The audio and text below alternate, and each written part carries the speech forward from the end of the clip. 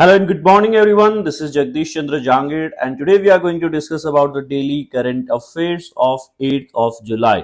दोस्तों आज है सोमवार, बहुत ही महत्वपूर्ण ये क्लास की रिकॉर्डिंग आपको बिहार पटना से देखने को मिल रही है। और हाँ, आज के समसामयिक विषयों में हम इन तमाम विषयों पर चर्चा करेंगे।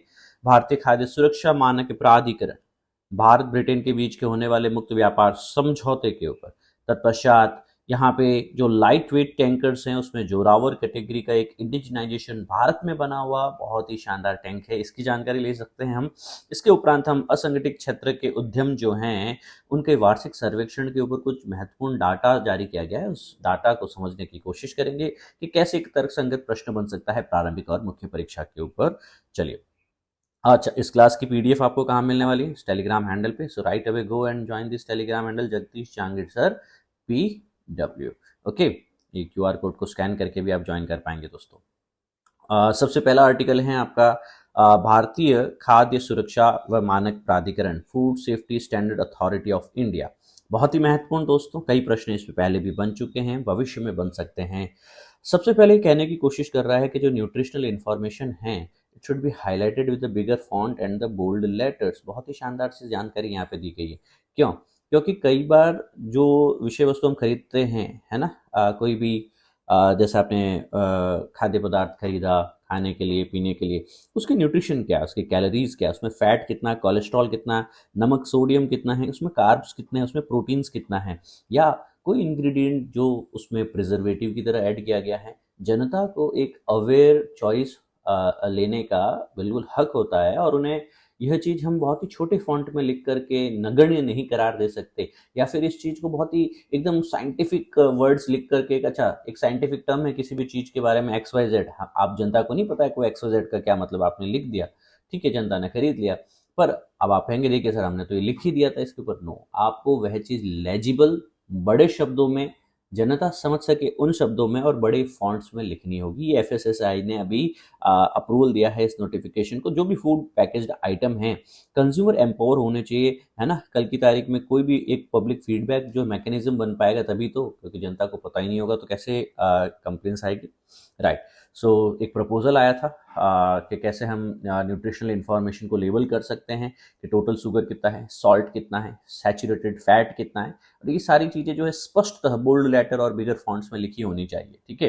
तो बहुत ही महत्वपूर्ण दोस्तों, और ये संस्थान आपको पता होना चाहिए किसके अंतर्गत आता है, हमारे स्वास्थ्य परिवार कल्याण मंत्रालय के अंतर्गत आता है, ठीक है। सो FSSAI ने पैक्ड खाद्य पदार्थों के पोषण संबंधी जानकारियों की लेबलिंग को चेंज किया है कि भाई नमक कितना है, चीनी कितनी है, संतृप्त फैट या वसा कितनी है, मोटे अक्षरों के साथ साथ बड़े फॉन्ट में, बड़े आकार में प्रदर्शित करना होगा। अच्छा, इस अथॉरिटी को आप लोग अच्छे से जान लीजिएगा दोस्तों, क्योंकि इसके ऊपर कई प्रश्न पहले भी पूछे जा चुके हैं, भविष्य में पूछे जाएंगे। यह भारत सरकार के किस मंत्रालय के अंतर्गत है, तो बोलेंगे स्वास्थ्य व परिवार कल्याण, है ना, health and family welfare ministry के अंतर्गत है।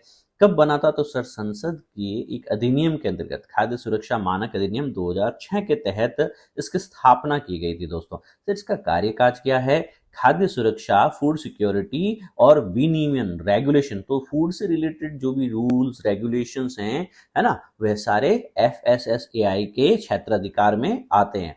तो क्या यह संवैधानिक इकाई है? नहीं सर, यह कोई संवैधानिक निकाय नहीं है, इसका संविधान में कहीं भी जिक्र नहीं है, अपितु संसद ने अपनी शक्तियों का प्रयोग करते हुए कानून बनाकर इसकी स्थापना की, अतएव यह एक वैधानिक निकाय है, it is a statutory body. अच्छा, कब बनी थी? वर्ष 2006 में इस अधिनियम को जो है बनाया गया। क्या इससे पहले स्वतंत्र भारत में किसी प्रकार का खाद्य विनियमन नहीं था? बिल्कुल था सर। रूल रेगुलेशन उस वक्त जो हुआ करते थे वो खाद्य अपमिश्रण निवारण अधिनियम या फिर फूड अडल्ट्रेशन को रोकने के लिए, फल उत्पाद आदेश को लेकर के, या फिर मांस खाद्य उत्पाद आदेश को लेकर के। सो डिफरेंट डिफरेंट गवर्नमेंट के executive orders, rule regulation, notifications और एक्ट्स के द्वारा भी किया जाता था। अभी जितने भी अन्य अधिनियम थे वो अन्य अन्य मंत्रालय विभागों के द्वारा नियंत्रित किए जाते थे। इन सभी जितने भी आपके पास में अध्यादेश या अधिनियम वगैरह हुआ करते थे उन सभी को हटा करके रिप्लेस किया गया है, एकीकृत किया गया है इस भारतीय खाद्य सुरक्षा व मानक प्राधिकरण अधिनियम 2006 के द्वारा। अब दोस्तों मैं आपसे एक जानकारी और देना चाहूंगा कि इसका विजन क्या है, लोगों को सुरक्षित खाना मिले, पौष्टिक खाना मिले और बीमारियों को रोका जाए जो खाने के माध्यम से फैल सकती है। तभी तो एक स्वस्थ और खुशहाल जीवन जीने में हम सक्षम हो पाएंगे। और यहाँ पे एक नए भारत के निर्माण के अंतर्गत जो है FSSAI का बहुत ही महत्वपूर्ण अभिनय योगदान देखा जा सकता है। और वैश्विक रूप से ये भी माना गया है दोस्तों आपके पास में कि कभी भी रूल रेगुलेशन मानक स्टैंडर्ड्स है ना, ये सारी चीजें नेशनल लेवल पे कौन करने वाला है, यह FSSAI करने वाले, मतलब इंडिया से एक्सपोर्ट होगा या फिर इंडिया में इंपोर्ट होगा, ये सारी चीजों का लेबलिंग या उनका मानक फाइनल तय कौन करने वाला है, FSSAI तय करने वाला। ठीक है ना, मतलब जो हमारे नागरिकों तक पहुंचेगी, चाहे भारत में बन के पहुंच रही है, चाहे विदेशों से ला करके पहुंच रही है, चाहे आप विदेशों में भी बेच रहे हो, हर चीज का ये मानक तय करती है दोस्तों। तत्पश्चात मैं इसकी कुछ कार्य शक्तियों के बारे में बता देता हूँ। सबसे पहले तो आपको पता ही होगा कि यहाँ पे हम लोग क्या करने वाले हैं, जो खाद्य उत्पाद हैं उसका रूल रेगुलेशन और स्टैंडर्ड्स तैयार करेंगे। कहीं भी आप लोगों ने मिठाई की दुकान से लेकर के एक रेस्टोरेंट में देखा होगा, FSSAI का लाइसेंस होता है, रजिस्ट्रेशन लटका होता है ना। इनके रजिस्ट्रेशन के बिना कोई भी आदमी खाद्य पदार्थ नहीं बेच सकता सर। भारत में जो भी खाद्य सुरक्षा कानून हैं उनको रूल रेगुलेट और उन्हें एनफोर्स करने का कार्य करना, और कई बार खाद्य सुरक्षा और गुणवत्ता की जो निगरानी और निरीक्षण रखी जाती है वो भी इसी के पास में आ जाता है। रिसर्च करना और कई बार जो रिस्क है उसको इवेल्युएट कर पाना और जनता में जागरूकता के लिए कई कदम उठाना। और यहाँ पे जो जैविक खाद्य जो है, जितना आप ऑर्गेनिक फूड को बढ़ावा देना, तो हो सकता है कल की तारीख में ये MCQ बन जाए, निम्न में से कौन कौन सी कार्य व शक्तियों के अंतर्गत आता है FSSAI की। तो क्या यहाँ पे जैविक खाद्य या फिर ऑर्गेनिक फूड को बढ़ावा देना भी है? बिल्कुल, ऑर्गेनिक फूड जो केमिकल फर्टिलाइजर्स को यूज किए बिना उगाया जाए और बनाया जाए, बिल्कुल। तो यहाँ पे खाद्य सुदृढ़ीकरण और जैविक खाद्य को बढ़ावा देना भी इसका एक कार्य शक्ति के अंतर्गत है। और जितनी भी अन्य एजेंसियां और जितने भी स्टेक होल्डर्स हैं उनमें कोऑर्डिनेशन स्थापित करना भी इसके क्षेत्राधिकार के अंतर्गत आता है। बहुत ही महत्वपूर्ण दोस्तों। अगला आर्टिकल है आपका भारत व ब्रिटेन व्यापार समझौता। देखिए, अभी ब्रिटेन में इलेक्शन हुए कि नहीं हुए, तो पहले तो ऋषि सुनक प्राइम मिनिस्टर, वे हार जाते हैं और अब केयर स्टारमर करके जो हैं नए प्राइम मिनिस्टर हैं अभी यूके के। तो न्यूली इलेक्टेड प्राइम मिनिस्टर ने प्रधानमंत्री मोदी जी से बात की टेलीफोन पे, और पहले ही कॉल पे उन्होंने कहा कि हम दोनों देशों के बीच में एक मुक्त व्यापार समझौता चाहते हैं। ब्रिटेन भारत के साथ व्यापार करे, भारत ब्रिटेन के साथ व्यापार करे, और ये FTA जो है वो दोनों पक्षों के लिए क्या होना चाहिए, कारगर होना चाहिए। ठीक है सर।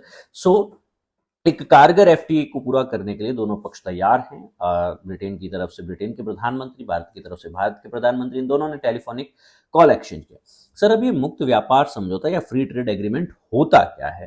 देखिए, फ्री ट्रेड एग्रीमेंट की अगर मैं दोस्तों बात करूं तो दो देश जैसे भारत और जैसे अभी यूके की बात कर रहे हैं, इन दो या दो से अधिक देशों के बीच में भी हो सकता है। जैसे साउथ ईस्ट एशिया के अंदर जो आसियान देश हैं, 10 देश हैं, उनके साथ में भी भारत का FTA हुआ करता था। सो दो या दो से अधिक देशों के बीच में जब मैं आयात और निर्यात, इंपोर्ट और एक्सपोर्ट में कई रूल रेगुलेशन लगते, राइट, मैं किससे कितना खरीदूंगा, क्या नहीं खरीदूंगा, किस देश से नहीं खरीदूंगा, किस देश से कितना खरीदूंगा, किस क्वालिटी का खरीदूंगा, जब मैं खरीदूंगा या उनको बेचूंगा तो मेरे पे टैक्स या उन पे टैक्स क्या रहने वाला है, इंपोर्ट और एक्सपोर्ट की ड्यूटीज क्या रहने वाली है, काफी सारी चीजें आती है कस्टम्स वगैरह के लेकर के।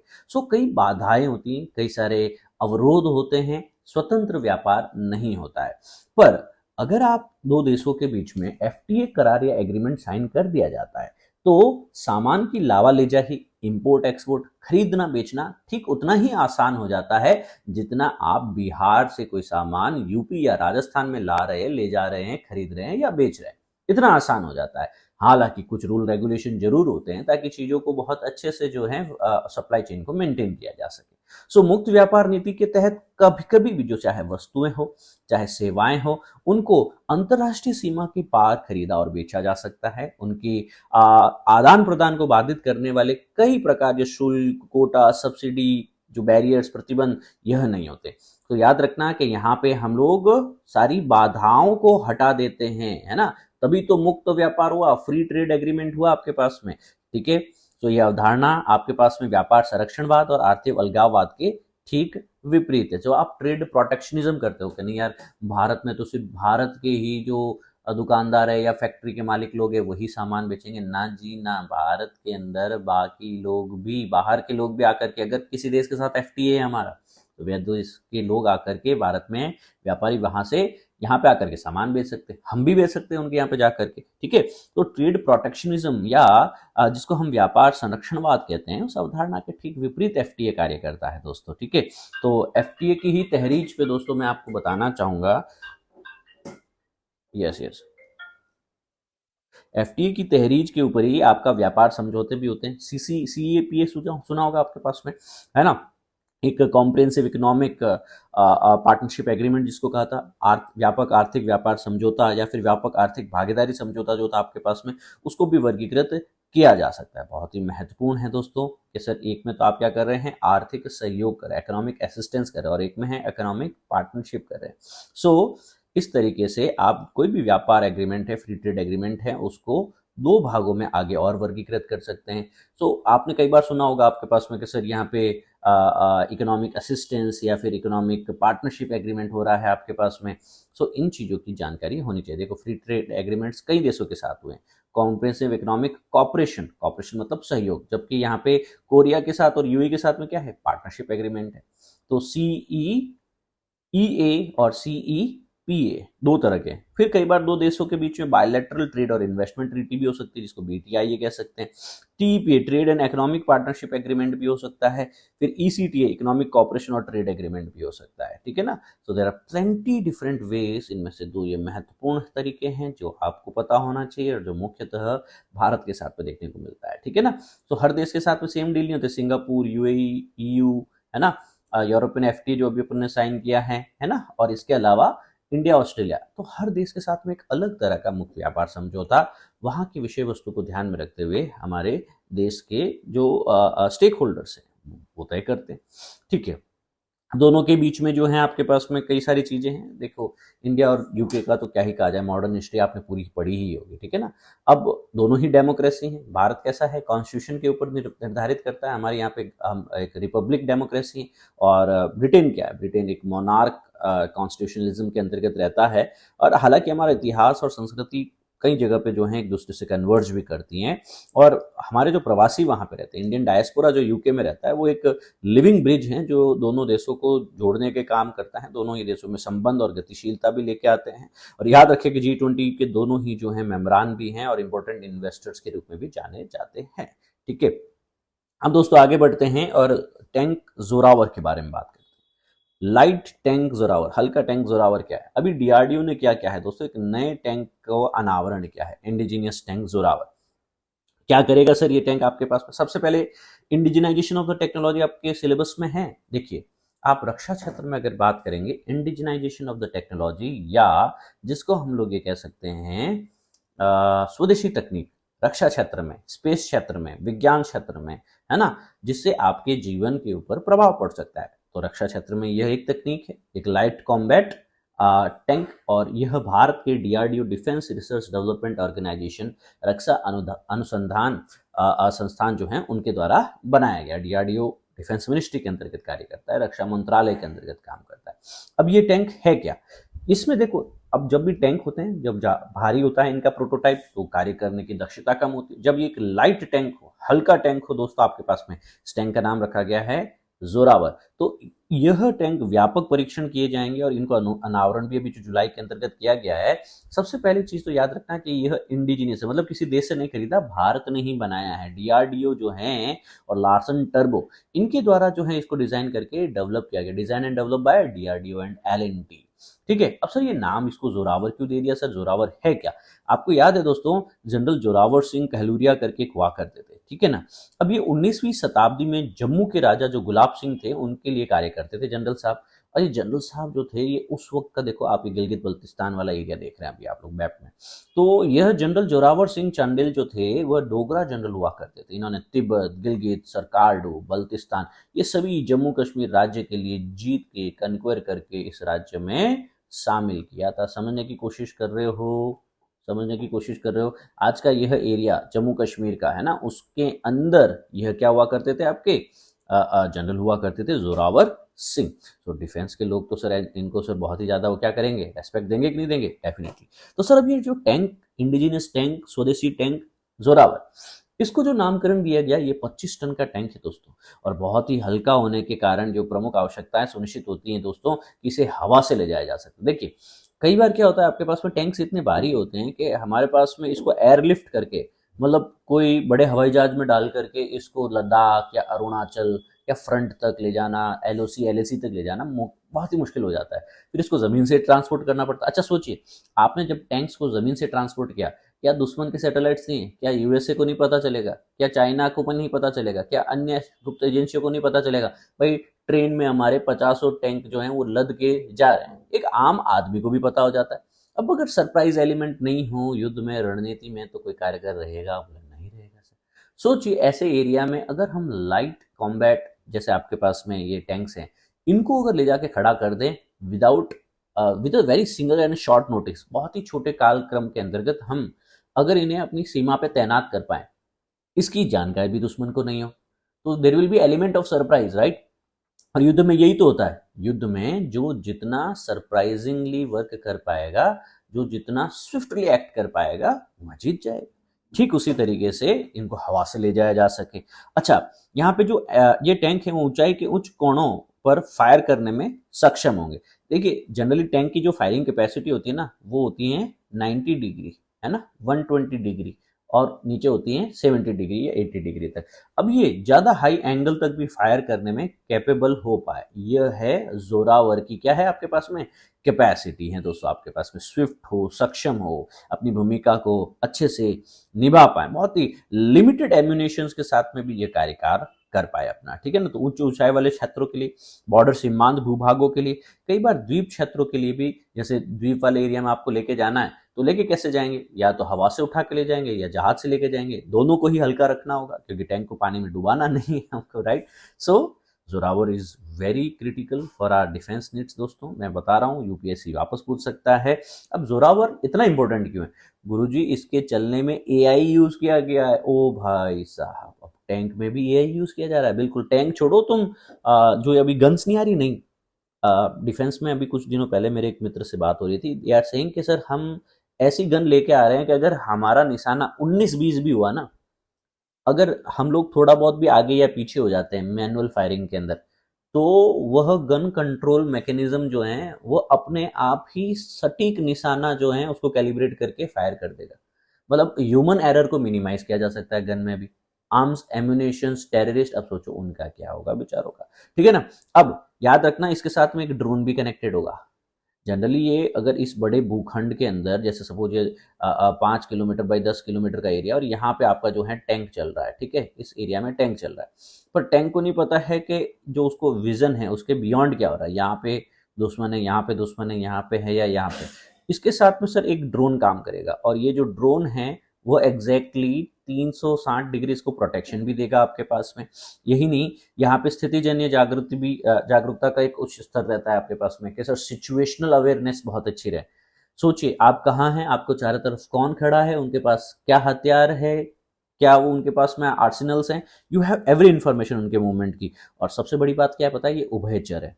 उभयचर का क्या मतलब हुआ दोस्तों आपके पास में कि सर यह जल और थल दोनों में चल पाएगा, और जब ये जल और थल दोनों में चल पाएगा, एम्फीबियस इसको कहा जाए अंग्रेजी के अंतर्गत, राइट, बहुत ही शानदार होगा कि नहीं होगा।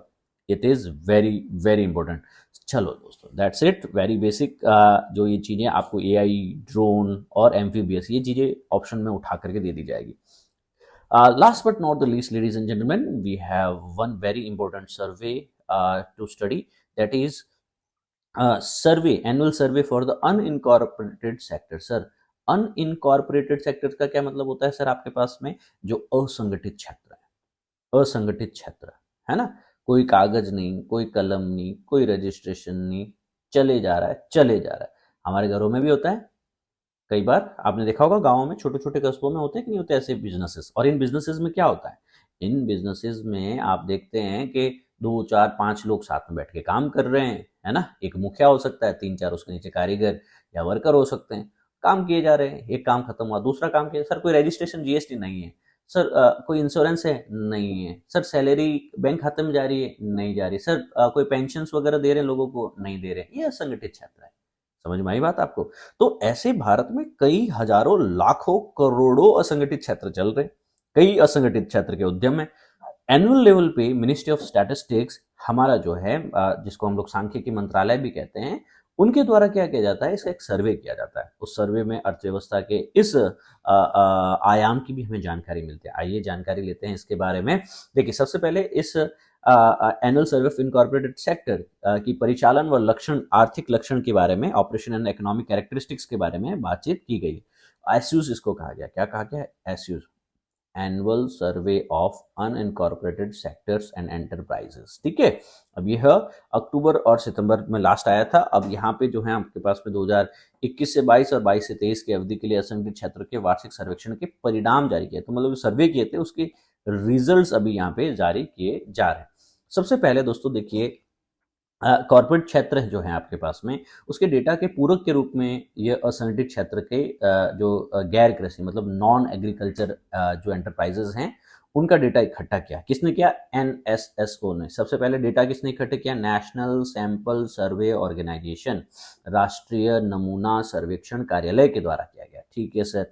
अब इनके द्वारा किया गया, तो आपको पता भी होना चाहिए कौन सा मंत्रालय है? MoSPI, ministry of statistics and programme implementation, राष्ट्रीय सांख्यिकी कार्यक्रम कार्यान्वयन मंत्रालय। अब ये कब से शुरू किया गया? सर ये एक एनुअल सर्वे, मतलब सर हर 12 महीने में किया जाता है, हर साल किया जा रहा है, वर्ष 19-20 से लगातार किया जा रहा है सर इसको। ठीक है ना? सो इसे हर 5 साल में एक बार आयोजित किया जा रहा है। तो ये वार्षिक सर्वेक्षण है आपके पास में, एनुअल सर्वे है, और इसे हर 5 साल में एक बार किया जा रहा है। तो लास्ट कब हुआ? अब अगला कब होगा? 19 के बाद में 19, 20, 21, 22, 23, है ना? तो ये जो 23-24 का डेटा है आपके पास में, इसी को ही जारी किया जा रहा है। इसको याद रख सकते हैं कि सर एक एनुअल सर्वे है, जबकि पहले इसे 5 साल में एक बार आयोजित किया जाता था। तो पहले ये 5 साल के गैप से होता था, अब ये 1 साल के गैप से होता है। इतना याद रख लेंगे। ठीक है, चलो अब इसका महत्व क्या है? देखिए, कोई भी डेटा है, संख्या है, लेखा सांख्यिकी है, ये संकलन या इसका कंपाइलेशन क्यों कर रहे हैं सर? ताकि यहाँ पे मांग पक्ष जो है ना, इसका रोजगार परिदृश्य का भी आकलन कर सके। जो डिमांड साइड पे कहीं भी मार्केट में कोई भी चीज की डिमांड है, कंस्ट्रक्शन में, है ना, सामान बनाने में, खाद्य पदार्थ बनाने में, गैर कृषि जो भी एंटरप्राइजेस हैं, है ना, नॉन एग्रीकल्चर एक्टिविटीज में, अनइनकॉर्पोरेटेड असंगठित क्षेत्र में कैसे रोजगार बढ़ रहा है, घट रहा है, उसकी परिकल्पना उस अनिगमित, असंगठित, अनइनकॉर्पोरेटेड सेक्टर के रोजगार परिदृश्य के आकलन करने के लिए यह सर्वे कार्य करता है। ठीक है गुरुजी। अब इसमें प्रतिष्ठानों की संख्या क्या बताई जाती है कि सर यहाँ पे 2021-22 से लेकर के अभी प्रतिष्ठानों की संख्या जो है 6.5 करोड़ बढ़ गई है। और यहाँ पे असंगठित क्षेत्र आधे से भी ज्यादा क्या है? ग्रामीण क्षेत्र में देखने को मिल रहे हैं। तो ग्रामीण अर्थव्यवस्था के लिए असंगठित क्षेत्रों को जानना जरूरी है कि नहीं? ग्रामीण रोजगार को सुधारने के लिए असंगठित क्षेत्र को जानना जरूरी है कि नहीं? बिल्कुल सर। और अधिकतर जो देखा जाएगा महाराष्ट्र, यूपी और वेस्ट बंगाल, इन एरियाज में आपको देखने को मिलेगा। ठीक है, हमारी जो ग्रॉस वैल्यू एडिशन है वो लगभग इसमें, मतलब इसमें भी तो जैसे जीडीपी होती है, वैसे सेक्टर स्पेसिफिक ग्रोथ देखने के लिए हम जीवीए यूज करते हैं, ग्रॉस वैल्यू एडिशन इसको कहा जाता है। लगभग 8.5 से 10% के बीच में यह ग्रोथ देखने को मिली है, जो कि अपने आप में काफी महत्वपूर्ण है दोस्तों। और ये विनिर्माण क्षेत्र जो है, जैसे 54% जो है आपके पास में, इसमें तो मैन्युफैक्चरिंग इंडस्ट्रीज जो है वो देखने को मिल रही है। और जो मैन्युफैक्चरिंग इंडस्ट्रीज 54% है, और इसमें भी महिलाओं का उद्यमित्व के अंतर्गत नेतृत्व ज्यादा है।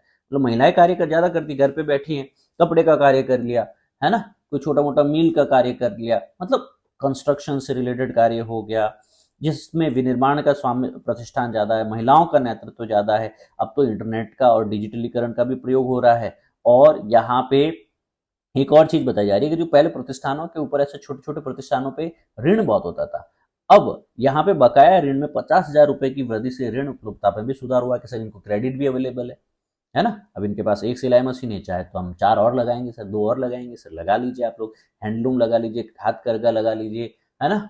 जूते बनाने की इंडस्ट्री हो सकती है, अचार बनाने की इंडस्ट्री हो सकती है, कॉयर इंडस्ट्रीज हो सकती है, काफी सारी चीजें असंगठित वे में जो यह कार्य किया जा सकता है। मुख्यतः ग्रामीण क्षेत्र में महिला नेतृत्व के अंतर्गत विनिर्माण क्षेत्र में, मैन्युफैक्चरिंग एरियाज में यह कार्य किया जाता है। ठीक है, असंगठित उद्यम ये पता होना चाहिए आपके पास में कि ये एक क्या है, उत्पादक इकाई है, प्रोडक्शन यूनिट होगा। अब मालिक से अलग कानूनी इकाई के रूप में निगमित नहीं किया गया है। जैसे जैसे मैं कहूँ रिलायंस, जैसे मैं कहूँ टाटा, तो Reliance does not mean Mukesh Ambani. Mukesh Ambani definitely the CEO founder, but यहाँ पे ये चीज याद रखना है कि यहाँ पे जो रिलायंस एक उत्पादक इकाई है, मालिक उससे बहुत ही अलग कानूनी इकाई है। समझ में आई आपको बात? ये आपको समझना होगा। यहाँ पे आपने अलग से कोई लीगल यूनिट नहीं बनाई है। जैसे यह भाई साहब जो हैं, इन्होंने यहाँ पे रमा शंकर किराना शॉप ओपन किया है, तो ये रमा शंकर भैया खुद हैं, ये रहे रमा जी और ये रहे शंकर जी, ये दोनों भाइयों ने मिलकर के यहाँ पे सिलीगुड़ी दार्जिलिंग के अंदर अपना किराना शॉप खोल दिया। तो ये क्या है? आपका असंगठित क्षेत्र है। ये क्या है? आपका अनइनकॉर्पोरेटेड एरिया है, अनिगमित उद्योग हैं दोस्तों आपके पास में, ठीक है ना। अब असंबद्ध उद्योगों में उपयोग किए जाने वाले जो चल अचल संपत्तियां उद्यमों की नहीं बल्कि उनके मालिकों की होती हैं। आप ये नहीं कह सकते कि भाई यहाँ पे जो अब देखो, हम जैसे पीडब्ल्यू में काम कर रहे हैं, एक माइक से लेकर के, एक जैसे अभी मैं आपको पढ़ा रहा हूँ, इस डिजिटल टीवी से लेकर के सारी चीजें जो हैं, हम लोग क्या कहते हैं, यार ये कंपनी की परिसंपत्ति है। अब जो कंपनी के मालिकान हैं, ये उनकी निजी संपत्ति तो नहीं हुई। समझ में आई? सो समझने की कोशिश कर रहे हैं कि जो असंबद्ध उद्यम हैं, जो असंगठित क्षेत्र हैं, अनइनकॉर्पोरेटेड एरियाज हैं, एंटरप्राइजेज हैं, वहां पे चाहे मूवेबल या अमूवेबल जो भी संपत्तियां होगी वह उद्यम की हैं, वो उस एंटरप्राइज की हैं, ठीक है ना। एंटरप्राइज की नहीं है बल्कि उनके मालिकों की। तो इस तरीके से निगमित मतलब आपने कोई कानूनी इकाई नहीं बनाई। सो कल की तारीख में ये लोग जाकर के अपनी पार्टनरशिप फॉर्म बना दे, अपनी कंपनी बना दे, अपनी छोटी एमएसएमई रजिस्टर करा दे, हाँ अब आप संगठित हो चुके हो, अब आप क्या हो चुके हो? लीगल तरीके से कानूनी इकाई के रूप में कार्य कर रहे हो आप, ठीक है।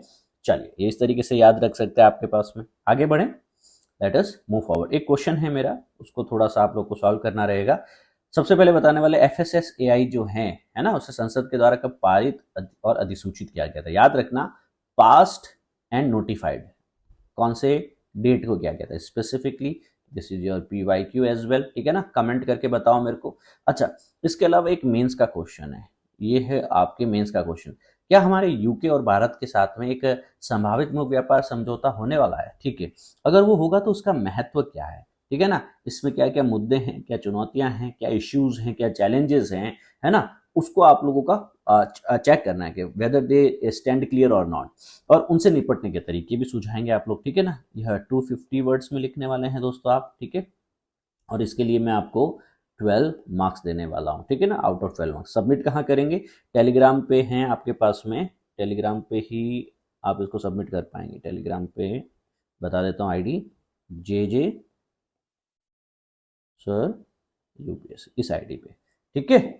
सबमिट कीजिएगा। I will give you the marks as well, I will evaluate your answers as well. Everyone can submit irrespective of आप स्टेट पीसीएस प्रिपेयर कर रहे हो, आप यूपीएससी प्रिपेयर कर रहे हो, आप इस साल लिख रहे हो, आप अगले साल लिख रहे हो, दिमाग तो अभी चलना चाहिए। लिखिए 10 मिनट का टाइमर लगा करके। मिलते हैं कल वापस। And thank you all for attending the session. Class कैसी लगी जरूर बताएगा। जय हिंद दोस्तों।